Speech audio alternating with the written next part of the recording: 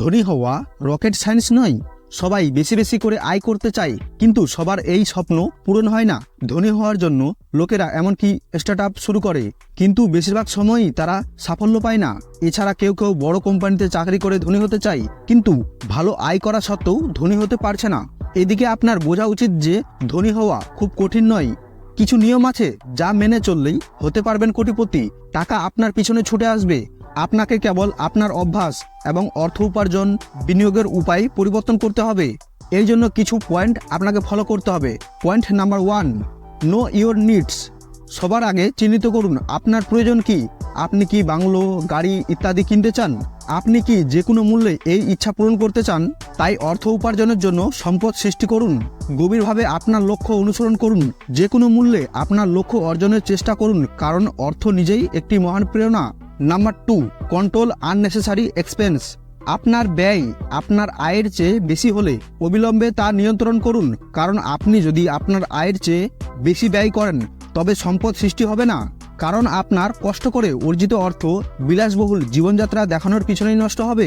Number 3, what are the benefits of earning shortcuts. কিছু লোক ধনী হওয়ার জন্য অর্থ উপার্জনের জন্য শর্টকাট অবলম্বন করা শুরু করে। আজকাল এক ক্লিকে আপনি শেয়ার বাজার থেকে মিউচুয়াল ফান্ড, ক্রিপ্টোকারেন্সি থেকে বন্ড ইত্যাদি সবকিছুতে বিনিয়োগ করতে পারেন, তবে এটি একটি উচ্চ ঝুঁকিপূর্ণ কাজ হিসেবে বিবেচিত হয়। আপনার বিনিয়োগও ডুবে যেতে পারে। অতএব আপনি একটি নিয়মতান্ত্রিক পদ্ধতিতে সম্পদ তৈরি করতে পারেন। নাম্বার 4, মেক মানি ফ্রম মানি। আপনি সপ্তাহে 5 থেকে 6 দিন সক্রিয়ভাবে কাজ করার চেয়ে বিনিয়োগ করে বেশি অর্থ উপার্জন করতে পারেন। অনেক সময় আপনি নিশ্চয়ই দেখেছেন যে মানুষ অনেক বছর আগে কেনা শেয়ার থেকে ভালো অর্থ উপার্জন করে। আপনি আরও এবং বিজ্ঞতার সাথে বিনিয়োগ শুরু করতে পারেন। Number 5, develop skill. আপনি যদি সম্পদ তৈরি করতে চান তবে প্রথমে এই মৌলিক বিষয়গুলিতে কাজ করুন। সবার আগে আপনার দক্ষতা বিকাশ করুন। এছাড়া শৃঙ্খলা বজায় রাখুন। আপনার লক্ষ্য অর্জনের জন্য কঠোর পরিশ্রম করুন। সময় নষ্ট করবেন না, এর প্রয়োজন বুঝুন। বেশিরভাগ মানুষেরই স্বপ্ন ধনী হওয়া।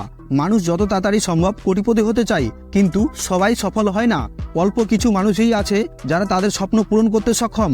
লোকেরা সুন্দর বাড়ি, শক্তিশালী গাড়ি এবং বিলাসবহুল ছুটির জন্য পর্যাপ্ত অর্থ পেতে চায়, কিন্তু অনেকেই জানে না ধনী হওয়ার অর্থ কী এবং এর জন্য কি প্রয়োজন। সীমিত আয় সত্ত্বেও যদি ধনী হতে চান তাহলে আজ থেকেই সঞ্চয় শুরু করুন।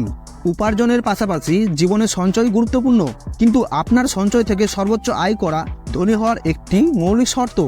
মনে করেন আপনি 25 বছর বয়সে ধরুন এবিসি মিউচুয়াল ফান্ডে মান্থলি এসআইপিতে ইনভেস্ট করা শুরু করলেন 3000 টাকা করে আগামী 25 বছর পর্যন্ত। তাহলে 25 বছরে জমা দিয়েছেন 9 লাখ টাকা। 25 বছর পর রিটার্ন পেয়েছেন আপনি 1,18,95,653 টাকার মালিক হবেন। এর জন্য বার্ষিক রিটার্ন ধরা হয়েছে 16%।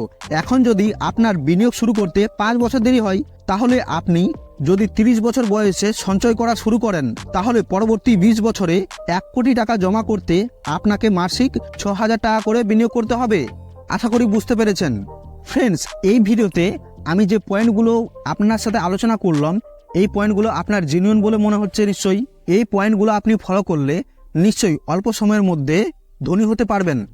দেখা হচ্ছে পরের ভিডিওতে। ভালো থাকবেন, সুস্থ থাকবেন। ধন্যবাদ।